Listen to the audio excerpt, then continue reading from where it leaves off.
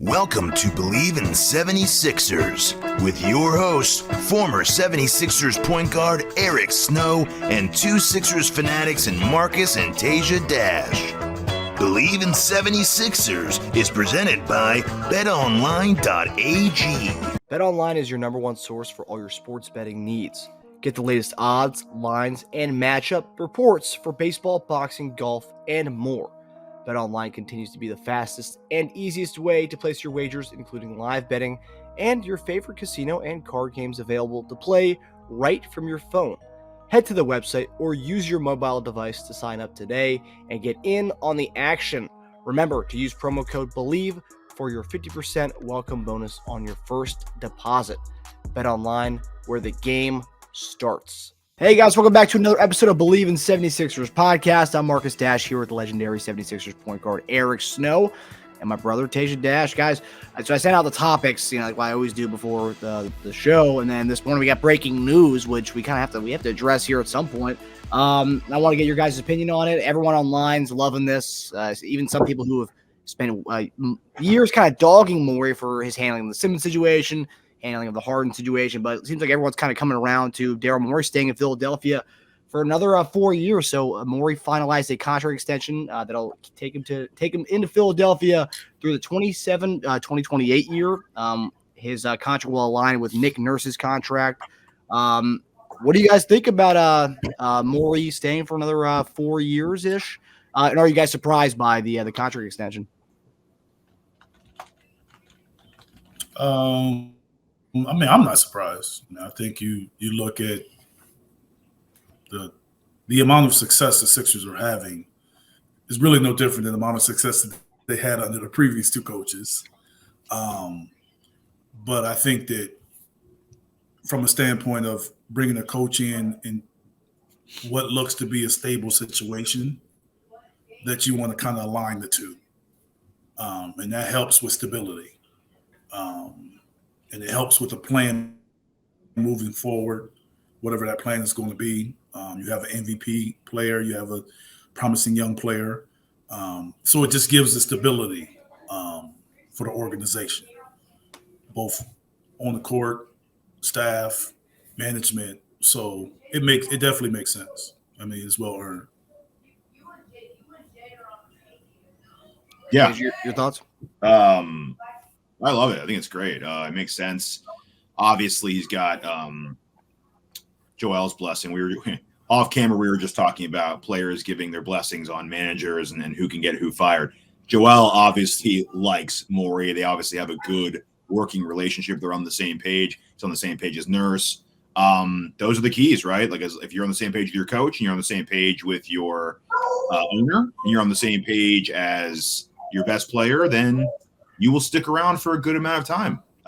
So good for him. It's well deserved. I think he's done a good job. I think people that have dogged him have been kind of quick to criticize the early returns on a trade, and maybe some of his holding patterns that he kind of gets into to try to get the best return out of a deal. But I've loved his deal so far. Everything that he's done has been pretty positive. Who we decided not to resign has worked out so far. We don't want to get into Isaiah Joe and stuff like that because we don't know who to really blame for that one. That could very well be Doc not giving him minutes, but he gets partial blame for that. Other than that, I think Morey's done a bang-up job, and his next move, I think. Hold on. You want to say that's Doc's fault? Did you say that was Doc's fault? Yeah. Nah, you can't do that. And, for not playing him? So when a guy don't perform, whose fault is that? Is that Doc's fault too? When a player doesn't perform? When he doesn't perform well. Oh, yeah, I mean, it's a player's fault. He doesn't perform well. Yeah, that's what I'm saying. So a guy like I get you, Isaiah Joe, like we looking at, and people talk about this, like his success that he's had at Oklahoma City doesn't mean it was going to translate here with us. Doesn't mean that. He was hitting threes. It looked promising. I know. Yes. So maybe you stick with him. But we have another guy that was making threes and looked promising too, and don't even get off the court, don't even get off the bench now. Was that Doc's fault too? No, but I think who they keep instead, who they get instead. Didn't they get we brought in Dedman. That's who we got pretty much instead of Isaiah Joe, right? Yeah, is that Doc fault though? Doc has a history That's of all not I'm saying is like I get what you're cutting saying. bait on young players. I get what you're saying, but I'm just saying like I just don't think you can just put it all on Doc when it was other young guys that were here that were playing that somebody, one of them, maybe Milt wouldn't have played. You know what I'm saying? Yeah. If he'd played in put for all on Maxey, Doc. then I just said Maxey he would have been. definitely You know what I'm saying? I get what you're saying, but I just don't think it's fair to throw out a name like that when a guy is having success somewhere else and then blame it on Doc. You know what I'm saying? That don't sit well with me when people do that. And not trying to go at you, but I'm saying I've seen it too much. You know what I'm saying? No, I think it's BS because we talked about Isaiah Joe last year. I don't think he would have had the opportunities here. He'd be hitting shots in practice. And it's not all because of Doc, it's because of some of the guys that are in front of him. Sure. That's all I'm saying. But I mean, Isaiah Joe I didn't mean to cut you off. That kind of stuff kind of hurts my nerve a little bit when people make it about that. Yeah. Although Doc did just recently say he obviously regrets doing the Shea for Paul George trade. So, I'm sure it wasn't all him. There's a GM. But a lot of people, but that being said, you can regret it, but more people was with it than against it when it happened. At the time, yeah, absolutely. Yeah, that's what I'm saying. So now they should have known what he could do more than anybody else. But who? Like that's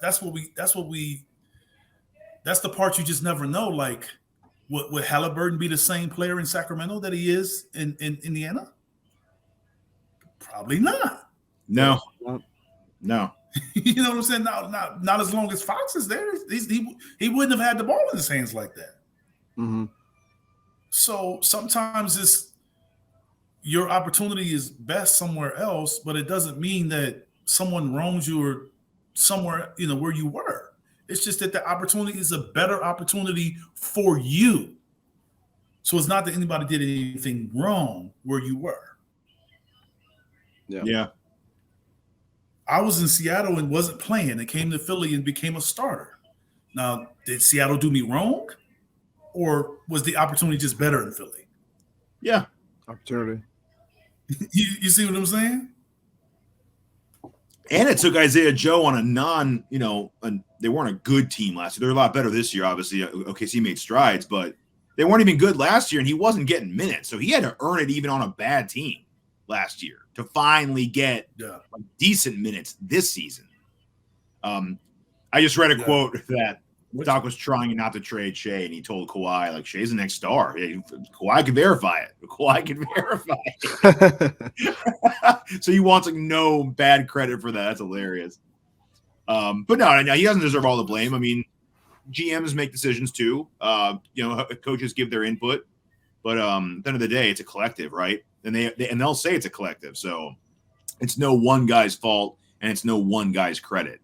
But again. Yeah, I think the big thing here is stability, and we've been talking about Joel not having stability in the franchise, and that being one of the things that some people say that could be one of the reasons why he wants out of Philadelphia if he were ever request a trade.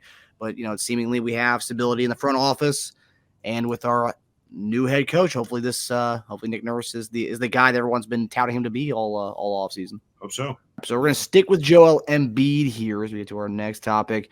So obviously another dominant performance, albeit it was against the Detroit Pistons, but still incredible numbers: 41, 11, and 5 in 31 minutes. So another game where we just get to coast and rest him for pretty much the second half of that game. But as good as the MVP was last season, is Joel Embiid impressing you even more this year, or would you say right now his numbers are that much better than they were last year? And are we looking at a possible back-to-back MVPs for Joel? I wouldn't necessarily say it's surprising me, but I do think that him putting the back-to-back seasons together is very impressive. And I think this year, feels more dominant right now, even more so than last season. So, I mean, he's doing it at it feels like at a more efficient level, like less time on the court. Like it feels that way. And I don't know the numbers as far as if he's actually played less time, but it feels like that. More dominance in less time.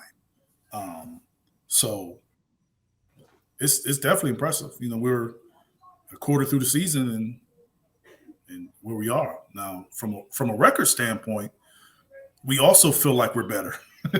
Yeah. Oh yeah. We feel like we're better.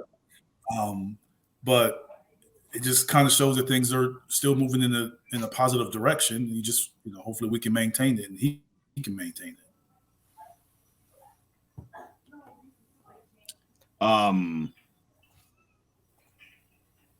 So answer is yes for me. So he's averaging more points, rebounds, assists, steals, blocks than last year in less minutes.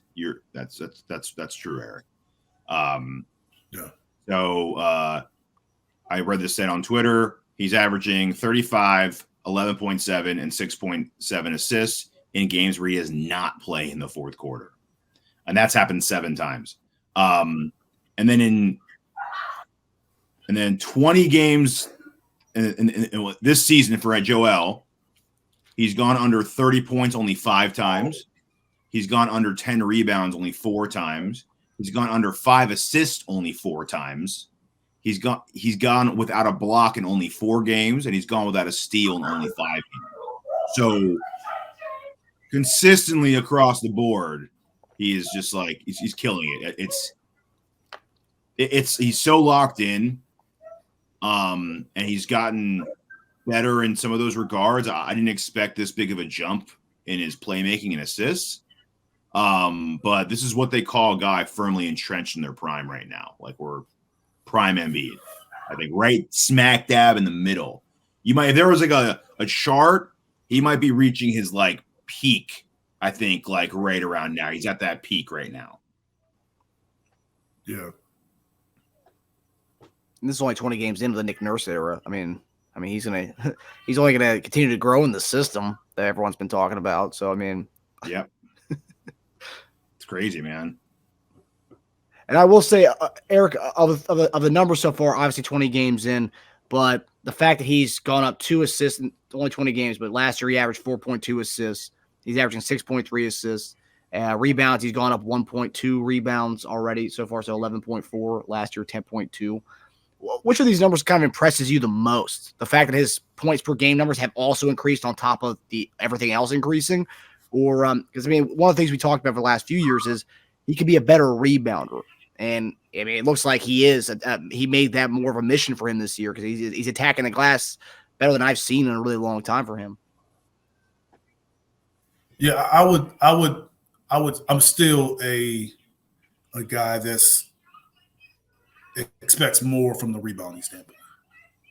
I would still like to see some 30-20 games or some 20-20 games, 20-18, like more games like that. Because I think he's so big, he's so dominant that those are the things that I believe that he should be doing more. Yeah. But that's hard to do when he spends so much time away from the rim. Yeah. Yeah. Offensively and then defensively, teams want to pull him away from the rim. Exactly. So I would like to see if they can find a way for that to happen. I think the more dominant and he is in the interior paint, the more that'll happen. But he's an efficient guy, so offensive rebounds when he's at the rim is sort of harder to come by. So I would still say, the assists being up, I think that's more of the way they're allowing him to play more so than him being able to do it. I think him being able to do it wasn't really the question. It was just, is he going to be put in position to play that way? I felt like the assists should come from him on the block and teams having to double team him more. Then you find assists. You probably get more hockey assists that way than you do true assists. But I do think that the rebounding work is better and improving. I still think that maybe that's something he could probably be a little more dominant in. I mean, you see other bigs in the league just having those 40-20s and 20-20s and 30 and 20. Yeah. And we rarely see him do that.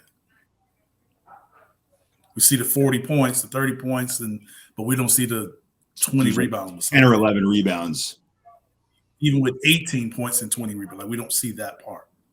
Yeah. Yeah, I think his season high is like 16. 16? 16. Second highest is 15. Yeah, it's the first game of the season. Yeah. Yeah. And at this point, so we're 16-7 right now. So it's 23 games. We were 12-11 at this point last year. Last year? Yeah. So we went on that run like right in January, right? Or right at the end of December? Actually, yeah, December. On December 9th, we went on a 8-game win streak. And then like we only lost like 3 games on us for a span of like a month and a half. So yeah, we a lot more consistent this year for sure. Yeah. 4-game win streak currently right now. Yeah. Potentially 5 after tonight, hopefully. Now we opened the show with Daryl Morey, but Daryl Morey was on had an interview with John Kincaid of the Fanatic, and he talked about not waiting until the summer to cash in those assets that we got in the Harden trade, and would like to add someone significant this year because he doesn't want to waste a year of Joel's prime. Speaking of his prime, he also mentioned the following players by name when talking about the team. He was talking about Maxey, he talked about Embiid, he talked about Batum, and he talked about Oubre, which I thought was interesting 4 names that he picked out. Did not mention Tobias Harris, which is a hot name on this show, Teja. So what's your kind of takeaway about this whole interview? Obviously, a lot of nuggets in here, but the fact that he's talking about cashing in the assets this year to make a play at the championship this year instead of waiting until the offseason like a lot of people thought we were going to do. And then also, do you guys take anything away from him not mentioning Tobias when he talks about guys on the squad?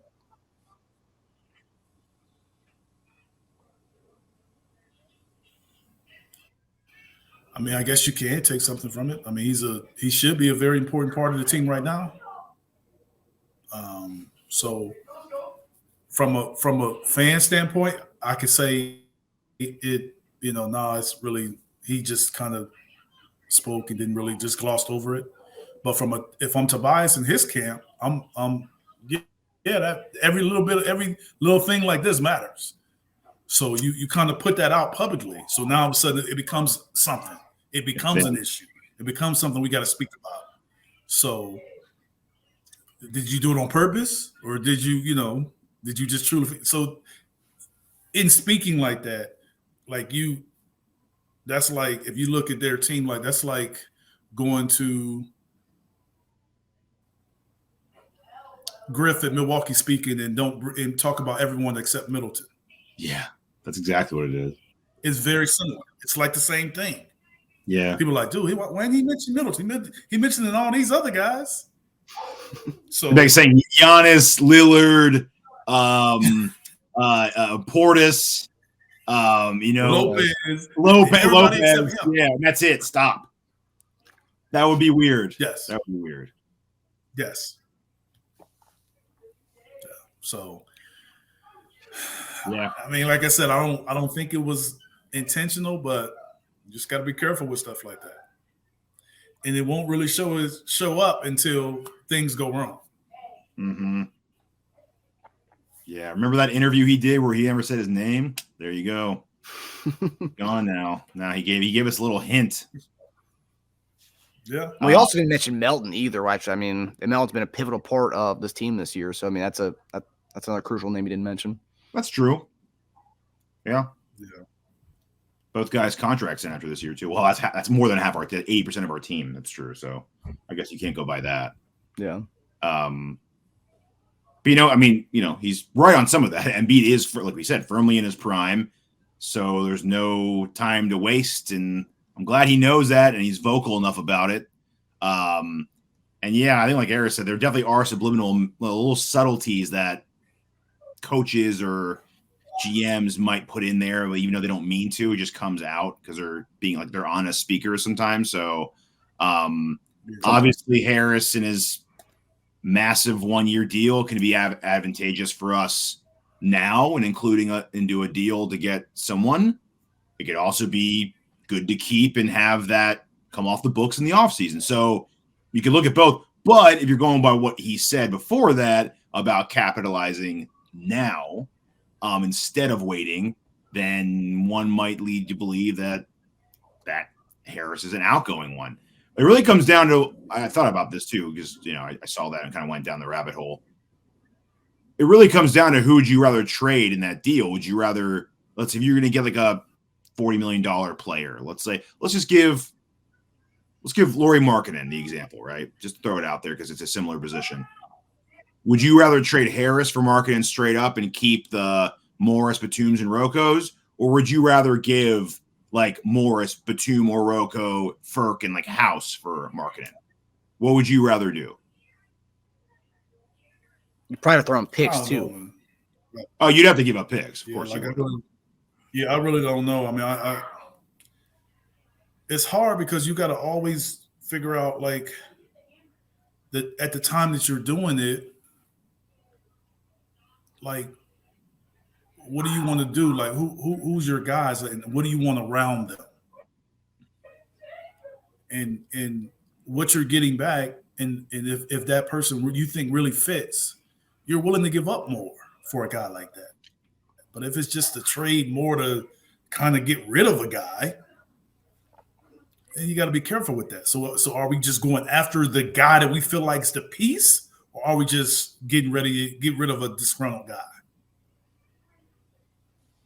So that's why I said it kind of depends on what's truly involved. What is truly about. Let's say we're sold on the guy we're getting back, but what would you rather let go of? Harris or like a bunch of players, like the group of like threes and fours? I'll let go. If it's a piece, if it's a piece that I think can get us to where we need to go, I'll get rid of everyone except for Maxey and Joel. Okay. That's how I see it. I don't necessarily want to, but I'm just saying like everyone's on the block except for those two. Let me ask another question. Trying to really win a championship. Let me ask another question. Who do you think is a better fit for this team right now? I know it's a small sample size and one's a large sample size. Who do you think is a better fit for this team right now, Batum or Tobias? Who? Batum or Tobias? Who do you think is a better fit for this team? Tobias. Yeah. And I like Batum, but I just think Tobias is. Really? I like Batum, but I just think, I think when it comes down to some of those tougher teams, I just think Tobias is more of a matchup problem for some teams. And I think what he does, I think he's able to do against any team. I think Batum, if he was younger, but not at this age, no. And I didn't say better. Right You said better fit for like Joel and Tyrese. Team. I said yes. At this stage of his career, no, I do not think he's a better fit. I think he's a good fit, but I do not think he's a better fit than Tobias. I think Tobias can, to a certain extent, do what he does, but he can't do what Tobias does. Batum's a much better passer to the post and paint. That's for damn sure. Yeah, but he also shouldn't have the ball as much. Batum, Batum really doesn't. The passer. I'm just saying that's one point. Like we got Melton, we got Maxey, we have Joel. Like passing shouldn't even be a topic of conversation of what Batum brings to the table. Yeah, I just like that he makes like that shouldn't even be. You know what I'm saying? Like I'm not thinking like, well, no, that shouldn't even come into play with the guys that we have. What makes it harder for me is that I like Batum's quick decisions. He either jacks up a quick three and he's got a high percentage, or he makes the right pass. He doesn't stop the ball. Yeah, I mean he's a ball mover, but some of the ball movers, you can be a ball mover like that when you aren't, and that's the difference is you're saying he moves the ball quick and he's a ball mover, but he also don't have the expectations of his salary and what everybody think that he should be doing scoring on him either. Yes. It's true. So that's where it's different. Yeah. Yeah. So he moves the ball and he scores 6 points. He's like, man, he's pretty good. He moved that ball and he's doing his job. If Tobias moved the ball and he scores 6, it's like, man, it's a contract. Ain't that right? It is right. No, you're right. You're absolutely right. Yeah. Yeah. Totally. Yeah. And one stat that everyone loves to bring up now that Oubre's back is the fact that we've only lost one game when Kelly Oubre plays. It's that first game of the season, the Bucks game. Yeah. That's the only game? That's the only game we've lost when Oubre plays. So we were undefeated. I mean, we was on the streak when he went down. Yeah. What was that? Because it was a Bucks game, and then he went the next 1, 2, 3, 4, 5, 6 games. Then he was hurt, or he had the accident, and then 4-game win streak. So I think we're on a 10-game win streak with Oubre since game 1 of the season. Nice. Wow. It's crazy how great of an addition that was. I mean, we thought that was we loved the signing when it happened at the end of the off season, but then who knew it was going to be the acquisition of the year for us. Yeah, that's good. That's until we do the trade that Morey's Morey's hyping up here. And the report was it'll probably get done around February near the trade deadline. That's the report that was it Jake Fisher said today that the trade would happen right around February, right around the deadline. So we're waiting to see how the pieces look. Do you know the 2 games that Embiid and Maxey were not the high scorers on our team? Do you know who those 2 scorers were? Oubre? No. Melton. Oubre and Melton. Who's the other one? Melton and the other one. Oh, Beverly. Yeah. Really? Yeah, Pat Beverly. But Joel didn't play that game, did he? No. I don't think he did. That was the second. That was the most recent Boston game.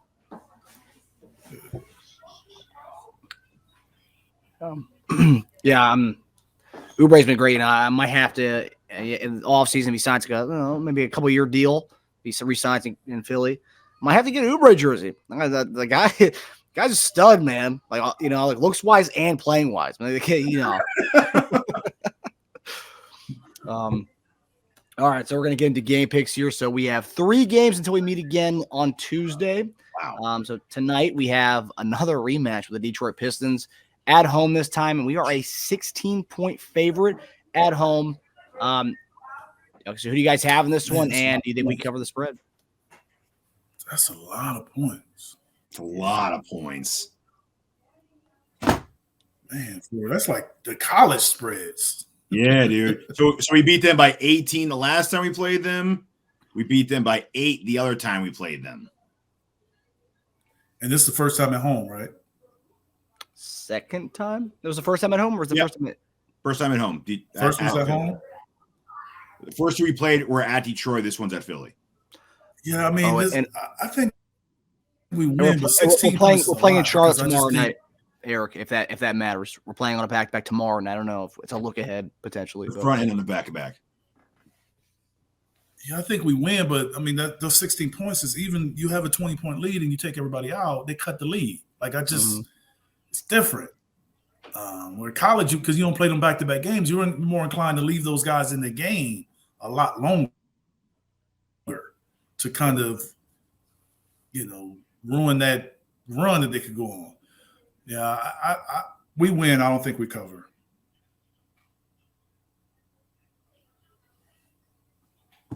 Would you rather do Detroit plus 27 or Philly winning? Detroit plus 27. Yeah. Yeah. Pretty good odds on that too, Marcus. That's minus 425. Sure, man. We might that sounds like we might beat them by like 40, dude. But based on that, what you're saying, if it's 27, then the odds are pretty similar to a money line, right? I mean, doesn't that kind of give a red flag to you? We've beaten how many teams by more than that? We beat Washington by more than that, LA by more than that. We beat Brooklyn. No, it wasn't that bad. That might be it actually. The other Washington game was 18. That's 15. That's 24. Yeah, that's it. Only two teams, Washington and LA, we beat by more than 27. And those are recent too, though. So like the public's pretty split on this one. 54% of the money is on the Sixers to cover 16 points. 46% of the money is on the Pistons to cover 16 points. So it's pretty right down the middle. Yeah, I'd probably rather go like Sixers like Seems about right. -8. Sixers -8. Yeah, that's pretty safe. I did -12. Okay. Okay, so then Saturday we travel to Charlotte. Charlotte's also playing on a back-to-back as well. So there you go. So 2 teams playing on a back-to-back. So we play Charlotte Saturday night. Don't know the spread. The spread has not come out yet. Who do you guys have in this one? Both teams being on a back-to-back. It's at Charlotte. We'll At win. Charlotte. I think we'll finish. I think we'll finish it out. To run this team, and we'll win it, but it'll be tough. Hopefully, everyone plays. To me, it feels like someone drops out on one of these 2 games. I think so too. I feel like so that wouldn't surprise me. If someone drops out, if Joel or Maxey don't play, we won't win. Really? In Charlotte, I think we'll lose if one of those 2 don't play. Also, another factoid about their back-to-back. They're playing tonight, but it's in Charlotte, and then tomorrow they play in Charlotte as well. So like they're not traveling. So it's a non-traveling back-to-back. Yeah, that's true. Yeah. I think tomorrow, whether they all play or not, I think it'll be pretty tight. I could see that spread being like 7 or 8. I think it'll be tight. I think we win, but I think it's a really close game. Yeah. All right. And then Monday, the final game before we meet again on Tuesday, we host Chicago at home in Philadelphia. Zach LaVine did not travel with his team for the road trip that they're on right now. So LaVine will not be there. And honestly, I think they've kind of looked better without LaVine over the last few games. So they eight games without him. They took care of business last night against Miami. But yeah, I don't know what the spread's going to be for the Monday night game against Chicago, but who do you guys have in that one Monday night? Where's it at? Philadelphia.